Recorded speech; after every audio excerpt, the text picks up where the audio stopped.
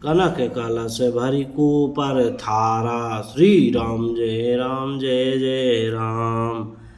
बड़े जोर से बजते हुए नगाड़ों की आवाज सुनकर श्रेष्ठ बारात को आती हुई जानकर अगवानी करने वाले हाथी, रथ, पैदल और घोड़े सजाकर बारात लेने चले। दूध, शरबत, ठंडाई, जल आदि से भरकर सोने के कलश तथा जिनका वर्णन नहीं हो सकता ऐसे अमृत के समान भांति भांति के सब पकवानों से भरे हुए परात, थाल आदि अनेक प्रकार के सुंदर बर्तन, उत्तम फल और भी अनेकों सुंदर वस्तुएं राजा ने हर्षित होकर भेंट के लिए भेजी।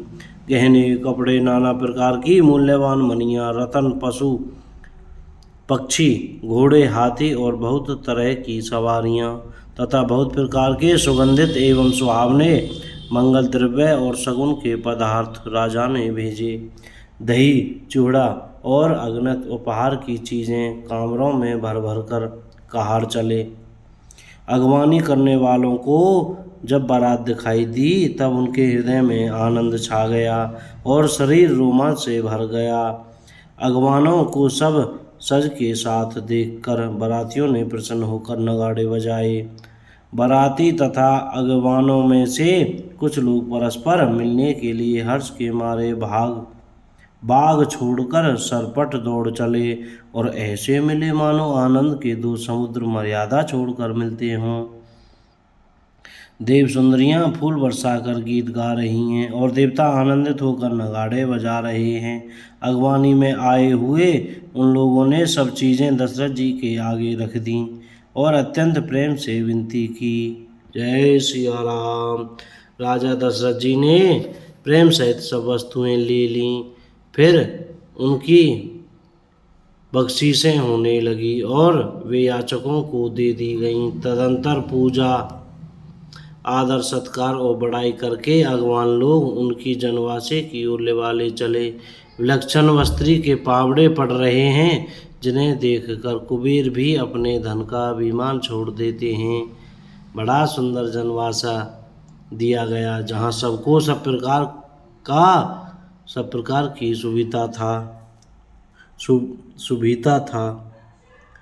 सीता जी ने बारात जनकपुर में आई जानकर अपनी कुछ महिमा प्रकट करके दिखलाई। हृदय में सिमरन कर सब सिद्धियों को बुलाया और उन्हें राजा दशरथ जी की मेहमानी करने के लिए भेजा। सीता जी की आज्ञा सुनकर सब सिद्धियां जहाँ जनवासा था वहाँ सारी संपदा, सुख और इंद्रपुरी के भोग विलास को लिए हुई गईं।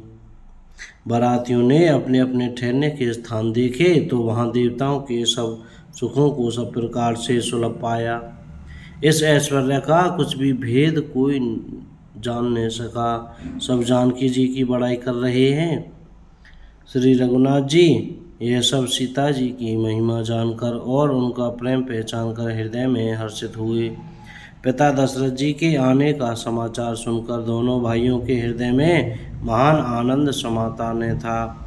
संकोचवश वे गुरु विश्वामित्र जी से कह नहीं सकते थे, परंतु मन में पिताजी के दर्शनों की लालसा थी। विश्वामित्र जी ने उनकी बड़ी नम्रता देखी तो उनके हृदय में बहुत संतोष उत्पन्न हुआ। बोलो जय सिया राम। प्रसन्न होकर उन्होंने दोनों भाइयों को हृदय से लगा लिया। उनका शरीर पुलकित हो गया और नेत्रों में प्रेमाश्रुओं का जल भर आया। वे उस जनवासे को चले जहाँ दशरथ जी थे, मानो सरोवर प्यासे की ओर लक्ष्य करके चला हो। जब राजा दशरथ जी ने पुत्रों सहित मुनि को आते देखा तब वे हर्षित होकर उठे और सुख के समुद्र में थासी लेते हुए चले। पृथ्वीपति दशरथ जी ने मुनि की चरण धूलि को बारंबार सिर पर चढ़ाकर उनको दंडवत प्रणाम किया। विश्वामित्र जी ने राजा को उठाकर हृदय से लगा लिया और आशीर्वाद देकर कुशल पूछी। फिर दोनों भाइयों को दंडवत प्रणाम करते देखकर राजा के हृदय में सुख समाया नहीं। पुत्रों को उठाकर हृदय से लगाकर उन्होंने अपने वियोग जनित दुसह दुख को मिटाया, मानो मृतक शरीर को प्राण मिल गए हों। फिर उन्होंने वशिष्ठ जी के चरणों में सिर नवाया। मुनि श्रेष्ठ ने प्रेम के आनंद में उन्हें हृदय से लगा लिया। दोनों भाइयों ने सब ब्राह्मणों की वंदना की और मन भाए आशीर्वाद पाए। भरत जी ने छोटे भाई शत्रुघ्न जी सहित श्री रामचंद्र जी को प्रणाम किया। श्री राम जी ने उन्हें उठाकर हृदय से लगा लिया। लक्ष्मण जी दोनों भाइयों को देखकर हर्षित हुए, प्रेम से परिपूर्ण हुए शरीर से उनसे मिले।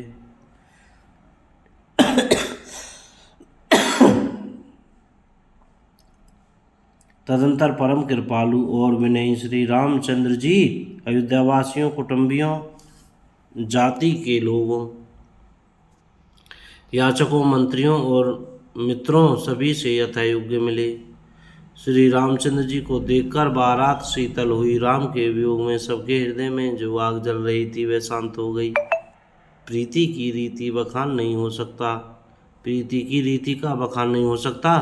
राजा के पास चारों पुत्र ऐसे शोभा पा रहे हैं मानो अर्थ धर्म काम और मोक्ष शरीर धारण किए हुए हों। पुत्रों सहित दशरथ जी को देखकर नगर के स्त्री पुरुष बहुत ही प्रसन्न हो रहे हैं। आकाश में देवता फूलों की वर्षा करके नगाड़े बजा रहे हैं और अप्सराएं गा गा कर नाच रही हैं। अगवानी में आए हुए सत्यानंद जी, अन्य ब्राह्मण, मंत्रीगण, मागध, सूत, विद्वान और भाटों ने बारात सहित राजा दशरथ जी का आदर सत्कार किया। फिर आज्ञा लेकर वे वापस लौटे।